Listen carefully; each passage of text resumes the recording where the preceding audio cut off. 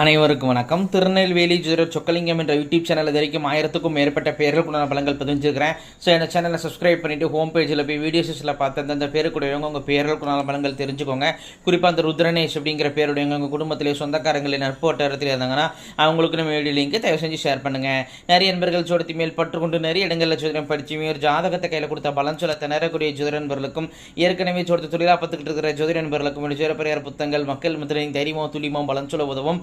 ஜோதிடப்பரியார் புத்தகங்கள் லிஸ்ட்டை பிறகு ஸ்க்ரீனில் ஸ்க்ரோல் ஆகிற டெலிகிராம் நம்பருக்கு மெசேஜ் பண்ணிங்க அப்படின்னா என்னுடைய புத்தகங்களோட லிஸ்ட்டு இந்த அரை பார்த்துட்டு தேவையான புத்தகங்கள் வாங்கிக்கலாம். அஸ்ட்ராலஜிக்கல் கன்சல்டேஷன் ஜாதகம் பார்க்க, ஜாதகம் எழுத, பிறந்த குழந்தைகள் கர்ச பேர் சுட்ட, திருமண பொருத்தம் துல்லியமாக பார்க்க, குலதெய்வமறிய அதுங்க குலதெய்வமறிய, அஸ்ட்ரோனியூமராலஜி, அஸ்ட்ரோனேமாலஜி, ஜாதகமே இல்லாதவங்களுக்கு பலன் சொல்ல போன்ற அஸ்ட்ராலஜிக்கல் கன்சல்டேஷனுக்கு தாராளமாக நீங்கள் நினைக்கலாம். குறைந்த குரு தட்சணையில் தரமான ஆலோசனைகள் வழங்கப்படும். நேரில் வரணுங்கிற அவசியம் கிடையாது, ஃபோன்லேயே பலன் சொல்லிடுவேன். சரிங்க, இன்னைக்கு பதிவுக்குள்ளே போவோம். ருத்ரனேஷ் என்ற பேருக்கான 50 வகையான நேமாலஜி பலன்களை பார்ப்போம்.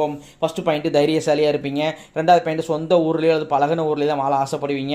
மூணாவது பாயிண்ட் அழகானவங்களாக இருப்பீங்க. நாலாவது பாயிண்ட் கூட பிறந்தவங்க ஒன்று அம்மா வயத்தில் ஒரு ஏமாற்றத்தை சந்திச்சிருப்பீங்க. அதாவது என்னென்னா உங்கள் கூட பிறந்தவங்க யாராவது ஒருத்தங்க இழந்திருக்கலாம், அல்லது வந்து அம்மா வயத்தில் அபாசனம் இருந்திருக்கலாம். அஞ்சாவது பாயிண்ட் அழகானவங்களாக இருப்பீங்க. ஆறாவது பாயிண்ட் போராட்டமான வாழ்க்கையாக இருக்கும். ஏழாவது பாயிண்ட் ஒன்று உங்களுக்கு தாய்மாமனே இருக்க மாட்டார், அப்படி இருந்தால் அவரால் பிரயோஜனம் இருக்காது. எட்டாவது பாயிண்ட் தாய்மாமா உறவு பகையாகும். ஒன்பதாவது பாயிண்ட் வரட்டி புரியாதவங்க உண்டு, ஒரு விஷயத்தில் முடிவு பண்ணிங்கன்னா அதுலேருந்து மாறவே மாட்டீங்க. பத்தாவது பாயிண்ட் தம்பி தங்கையுடன் கருத்து ஏற்பாடு உண்டு. 11வது பாயிண்ட் அப்பாவுடன் கருத்து ஏற்பாடு உண்டு. 12வது பாயிண்ட் டைஜஷன் பிரச்சனை உண்டு. 13வது பாயிண்ட் பெற்ற பிள்ளைகளால் அவமானங்கள் தலைகுனிவுகளை சந்திப்பீங்க. 14வது பாயிண்ட் ஆண் குழந்தை நினைச்ச மனக்கவலை இருக்குங்க, ஒரு ஆண் வாரிசு இல்லைங்கிற கவலையோ அது ஆண் வாரிசு நம்ம கட்டுப்பட மாட்டேங்கிற கவலையோ இருக்கும். 15வது பாயிண்ட் காது மூக்கு தொண்டை பிரச்சனையால் அவதிப்படுவீங்க.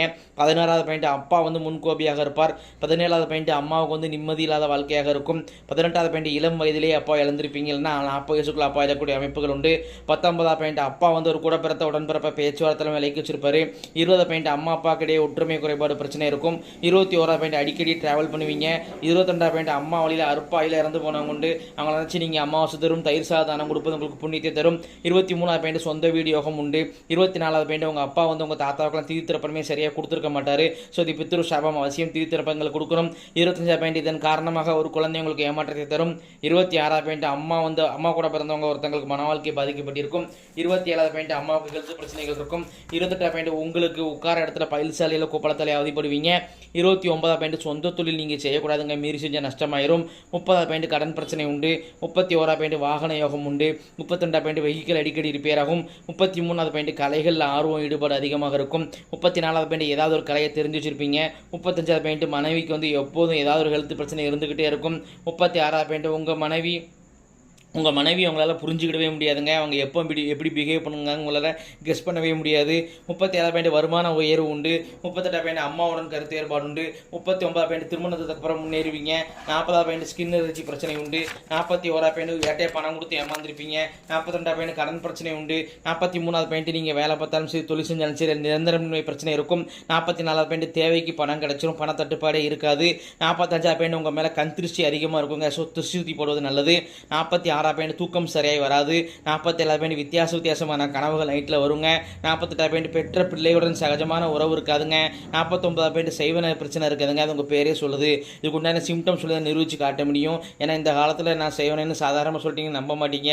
இதுக்கு உண்டான சிம்டம்ஸ் வந்து உங்கள் குடும்பத்தில் உங்களுக்கு, உங்கள் அப்பா அம்மாவுக்கு, உங்கள் 3 வயதுக்குள்ளே யாருக்காவது நிச்சயமாக கால் சம்பந்தமான பிரச்சனை, கால் வலி, கால் உளைச்சல், அடிக்கடி காலை அடிபடுறது இருக்கும். அதே மாதிரி நைட்டு உங்களுக்கே சரியாக தூக்கம் இருக்காது. எவ்வளோ வருமானம் இருந்தாலும் சேமிப்புங்கிறது உங்களுக்கு இருக்காதுங்க. திறமைக்கேற்ற முன்னேற்றம் இருக்காது. ஸோ என்னடா வாழ்க்கை அது அப்படிங்கிற மாதிரி ஒரு நெகட்டிவ் தாட்டுகள் இருந்துக்கிட்டே இருக்கும். கட்டாயம் செவனிக்கு நிவர்த்தி செய்யணும், அப்படின்னா தான் உங்களால் முன்னேற முடியும். உங்களுக்கு நம்பிக்கையானவங்க யாராக இருந்தாலும் அவங்கள வச்சு தாராளமாக பண்ணிக்கோங்க. அல்லது என் மேலே நான் நம்பிக்கை இருந்துச்சுன்னா வாட்ஸ்அப்பை தொடர்பு கொள்ளுங்க. 3 மாதத்தில் அனுபவ ரீதியான மாற்றங்களை நீங்களே உணர்வீங்க. 50வது பாயிண்ட் உங்களுடைய ஆத்மார்த்தமான தெய்வம், முன் ஜென்மத்தில் நீங்கள் ரொம்ப வேண்டி விரும்பி வெளிப்பட்ட தெய்வம், இந்த ஜென்மத்தை அரபாலிக்கு நிற்கிறது யார் அப்படின்னு கேட்டிங்கன்னா நரசிம்மர் தாங்க.